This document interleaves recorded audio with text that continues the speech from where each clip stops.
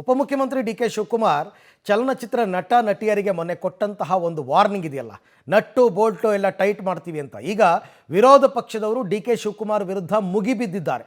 ಒಬ್ಬೊಬ್ಬರು ಕೂಡ ಅವರ ಹೇಳಿಕೆಯನ್ನು ಖಂಡಿಸ್ತಾ ಇದ್ದಾರೆ.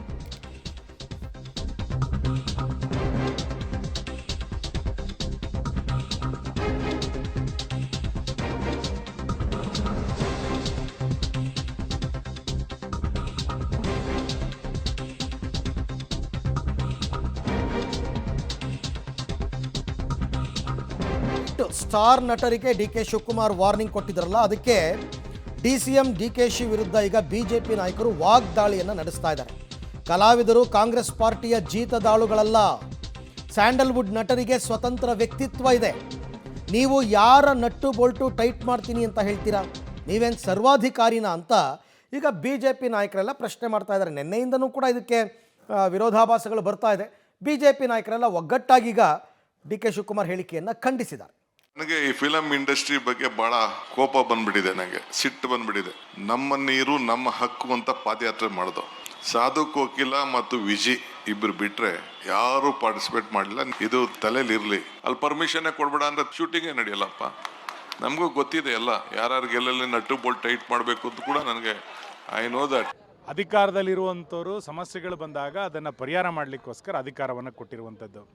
ಸಮಸ್ಯೆಗಳನ್ನು ಉಲ್ಭವ ಮಾಡಿಕೊಳ್ಳಿಕ್ಕೂ ಅಲ್ಲ ಮತ್ತು ದಬ್ಬಾಳಿಕೆಯನ್ನು ಮಾಡಿಕೊಳ್ಳಿಕ್ಕೂ ಕೂಡ ಅಧಿಕಾರವನ್ನು ಕೊಟ್ಟಿಲ್ಲ. ಚಿತ್ರರಂಗದ ಸದಸ್ಯರು ಬಂದಿಲ್ಲ ಅನ್ನುವ ಕಾರಣಕ್ಕೆ ಒಬ್ಬ ಉಪಮುಖ್ಯಮಂತ್ರಿಯ ಸ್ಥಾನದಲ್ಲಿ ಇದ್ದುಕೊಂಡು ಇಂಥ ಒಂದು ಬೇಜವಾಬ್ದಾರಿಯ ಬೆದರಿಕೆಗಳ ಹೇಳಿಕೆಗಳನ್ನು ಕೊಡ್ತಾರೆ ಅಂತಂದರೆ ಈ ರಾಜ್ಯವನ್ನು ಯಾವ ರೀತಿ ಆಳ್ವಿಕೆ ನಡೆಸ್ತಾ ಇದ್ದಾರೆ? ಈ ರಾಜ್ಯ ಗೂಂಡಾ ರಾಜ್ಯ ಆಗಲಿಕ್ಕೆ ಸಾಧ್ಯ ಇಲ್ಲ. ಈ ರಾಜ್ಯ ಬಿಹಾರ ಆಗಲಿಕ್ಕೆ ಸಾಧ್ಯ ಇಲ್ಲ.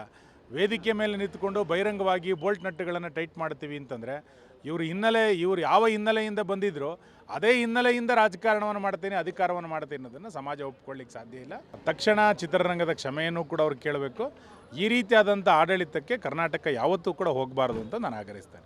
ಡಿ ಕೆ ಶಿವಕುಮಾರಣ್ಣ, ಫಸ್ಟು ನಿಮ್ಮ ರಾಜಣ್ಣ ಇದ್ದಾರಲ್ಲ ಮಂತ್ರಿ, ಅವ್ರಿಗೆ ನಟ್ಟು ಬೋಲ್ಟು ಟೈಟ್ ಮಾಡೋಕ್ಕೆ ನಿಮ್ಮ ಕೈಲಿ ಆತ ಇಲ್ಲ.